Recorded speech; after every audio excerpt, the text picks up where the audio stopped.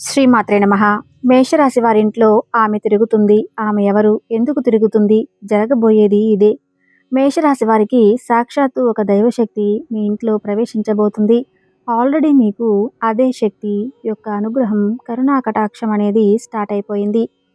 ఇక మీ ఇంటి లోపలికి ప్రవేశం ఒక్కటే ఆగి ఉంది. అయితే ఎప్పటి నుంచో ఆ దైవశక్తి అనేది ఏదైతే ఉందో అది మీ చుట్టూ కూడా తిరుగుతుంది.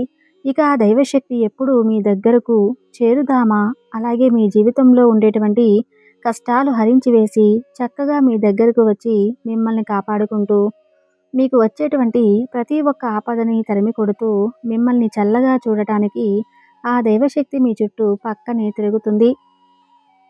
ఈ 2024 సంవత్సరం డిసెంబర్ 25వ తేదీ నుంచి ఆ దైవశక్తి మీ ఇంట్లో ప్రవేశించబోతుంది. అలాగే మీకు మంచిగా ప్రతి ఒక్క సంకేతాన్ని తెలియజేస్తుంది. అయితే దైవశక్తి ఎంత సైలెంట్గా అయితే మీ జీవితంలోకి ప్రవేశిస్తుందో, మీరు కానీ ఆ దైవశక్తిని గుర్తించలేకపోతే మాత్రం మీ జీవితంలోకి వచ్చిన హ్యాపీనెస్ అంతా కూడా సైలెంట్గా తిరిగి వెళ్ళిపోవచ్చు. అయితే ఈ యొక్క మేషరాశి వారు తీసుకోవాల్సిన జాగ్రత్తలు ఏమిటి? అలాగే మీకు వచ్చే సంకేతాలు ఏమిటి? అదే శక్తి మీ ఇంట్లోకి వచ్చే ముందు మీకు చెప్పే ప్రతి విషయాలను ఎంతో క్లియర్‌గా ఇప్పుడు ఈ వీడియోలో మనం తెలుసుకుందాం. రాశి చక్రంలో మేషరాశి అనేది మొదటి రాశి. అశ్విని నక్షత్రం 1, 2, 3, 4 పాదాలు, భరణి నక్షత్రం 1, 2, 3, 4 పాదాలు, కృత్తికా నక్షత్రం 1వ పాదంలో జన్మించిన వ్యక్తులు మేషరాశి పరిధిలోకి వస్తారు.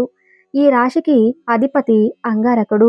ఈ యొక్క మేషరాశి వారికి రాబోయే రోజుల్లో మీకు ఎంతో మంచి జరగబోతుంది.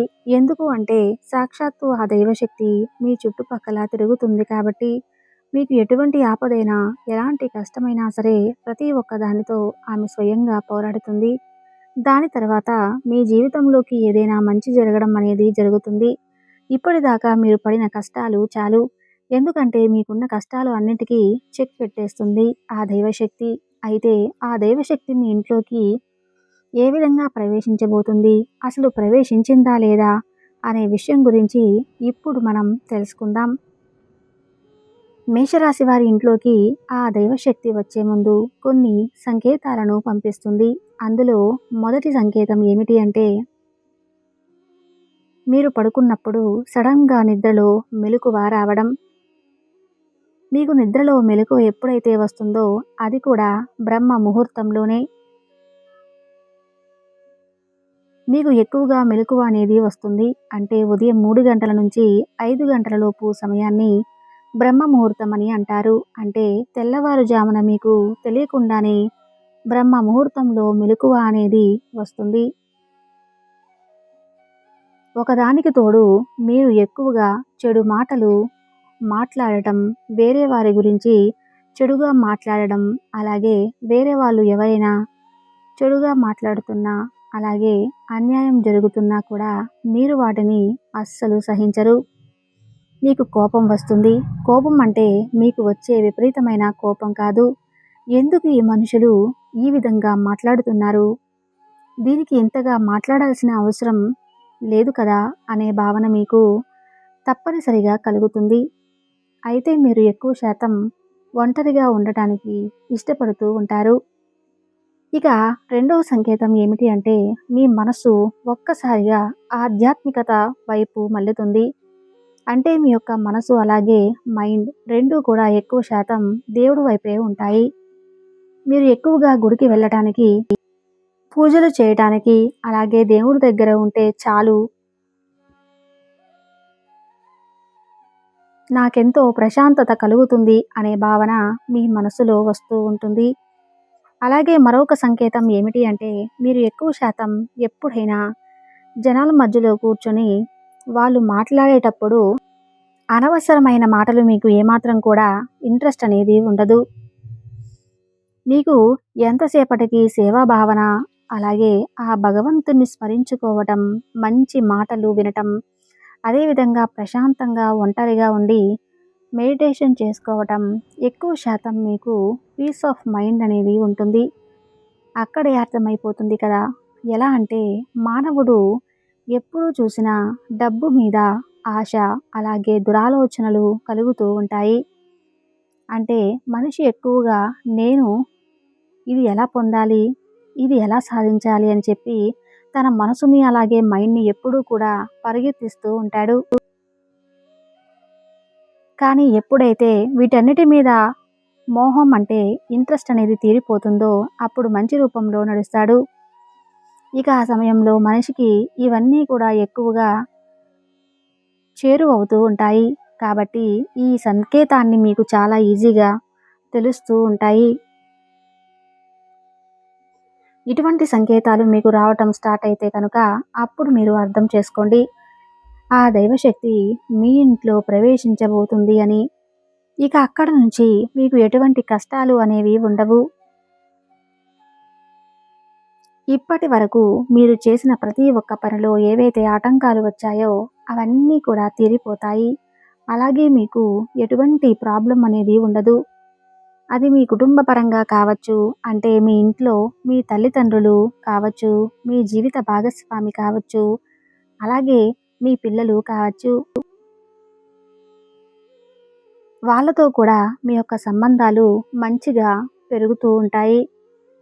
అలాగే మీ యొక్క ఉద్యోగ జీవితంలో వచ్చేటువంటి ప్రతి ఒక్కటి ఏదైతే స్టెప్ తీసుకోవాలని మీరు అనుకుంటున్నారో దానికి ఈ సమయం మీకు ఎంతో మంచి అవకాశం అని చెప్పుకోవచ్చు. అలాగే ఉద్యోగంలో మీకు ప్రమోషన్స్ అనేవి ఉంటాయి. శాలరీస్‌లో ఇంక్రిమెంట్స్ అనేవి కూడా ఉంటాయి. అదేవిధంగా ప్రతి ఒక్క పని కూడా మీకు తెలియకుండానే ఎటువంటి అడ్డంకులు లేకుండా సజావుగా సాగుతూ ఉంటాయి. ఇదంతా కూడా మీకు తెలియకుండానే ఆ దేవత అనుగ్రహంతో ప్రతి ఒక్క అవకాశం మీ దగ్గరికి చేరుకుంటూ ఉంటుంది. అయితే ఆ దైవశక్తి ఏంటి? సాక్షాత్తు ఆ దైవశక్తి ఎవరు? ఆ రూపం ఏమిటి? ఆ దేవతా శక్తికి మనం ఏ విధంగా పూజలు చేయాలి? అలాగే ఎటువంటి జాగ్రత్తలు తీసుకోవాలి అంటే ఆ దైవశక్తి మరెవరో కాదు, సాక్షాత్తు శ్రీ మహాలక్ష్మీదేవి. అవును, ఇది నిజం. ఆ తల్లి ఈ నెల డిసెంబర్ 25వ తేదీ నుండి మీ మీద అనుగ్రహం చూపించబోతుంది. ఇక ధనలక్ష్మీదేవి మీ ఇంట్లోకి రాబోతుంది. ఆ లక్ష్మీదేవి మీ ఇంట్లోకి వస్తే కనుక మీకు ఎలాంటి కష్టాలు, బాధలు అనేవి ఉండవు. అలాగే ఆర్థిక పరంగా మీకు డబ్బుకు సంబంధించి ఎటువంటి లోటు అనేది ఉండదు. అయితే ఆ లక్ష్మీదేవి అమ్మవారు మీ ఇంట్లో ఎటువంటి స్థానంలో నివాసం ఉంటారు అని అంటే మీ ఇంటి గుమ్మం ముందు, అంటే మీ ఇంటికి ఎంటర్ అయ్యే ప్లేస్‌లో బ్రహ్మస్థానం అని ఉంటుంది. ఇక ఆ బ్రహ్మస్థానంలోనే అమ్మవారు నిలిచి ఉంటారు. అయితే ఆ బ్రహ్మస్థానాన్ని మీరు ఎప్పుడూ కూడా ఎంతో చక్కగా శుభ్రంగా ఉంచుకోవాలి. అక్కడ ఎటువంటి చెత్తా చెదారం, డస్ట్‌బిన్ లాంటివి, అలాగే చెప్పులు కూడా అస్సలు పెట్టకూడదు. అలా ఉంటే కనుక ఆ లక్ష్మీ అమ్మవారు తిరిగి వెళ్ళిపోయేటువంటి అవకాశం కూడా ఉంటుంది. కాబట్టి ఇవన్నీ లేకుండా మీరు ఆ బ్రహ్మస్థానాన్ని ఎంతో పరిశుభ్రంగా ఉంచుకోండి. నిత్యం అక్కడ పసుపు, కుంకుమలతో మీ గుమ్మానికి అలంకరించుకోవాలి. అలాగే అమ్మవారిని ఆహ్వానిస్తూ గుమ్మం దగ్గర దీపాలను వెలిగించండి, ధూపం వేయండి. మీకు కుదిరితే ఆ స్థానంలో తులసి చెట్టును పెట్టి పూజించండి. మేము చెప్పినటువంటి జాగ్రత్తలు తీసుకుంటే సాక్షాత్తు ఆ శ్రీ మహాలక్ష్మీదేవి కటాక్షం మీ మీద కలుగుతుంది. అలాగే మీకు తోచిన విధంగా పేదవారికి దాన ధర్మాలు చేయండి. అనాథాశ్రమంలో ఉండే పిల్లలకు లేదా వృద్ధులకు ధన రూపేణా లేదా వస్త్రదానం లేదా అన్నదానం చేయండి. తద్వారా శ్రీ మహాలక్ష్మి సంతోషించి మీకు అష్టైశ్వర్యాలతో పాటు అపారమైన పుణ్యఫలాన్ని ప్రసాదిస్తుంది. అలాగే నేను చెప్పిన సంకేతాలు అన్నీ కూడా మీరు కనుక గమనించినట్లయితే మీ యొక్క మేషరాశి వారి ఇంట్లో అదే శక్తి, అంటే లక్ష్మీ అమ్మవారి నివాసం ఉన్నారా లేదా అని మీరు స్పష్టంగా అర్థం అవుతుంది. చూస్తారు కదండి మేషరాశి వారి యొక్క జాతక ఫలితాలు. ఈ వీడియో కనుక మీకు నచ్చినట్లయితే ప్లీజ్ లైక్ చేసి మా ఛానల్ని సబ్స్క్రైబ్ చేసుకోండి. అలానే పక్కనే ఉన్న బెల్ ఐకాన్ని క్లిక్ చేసి జై శ్రీకృష్ణ అని కామెంట్ చేయండి. ధన్యవాదములు.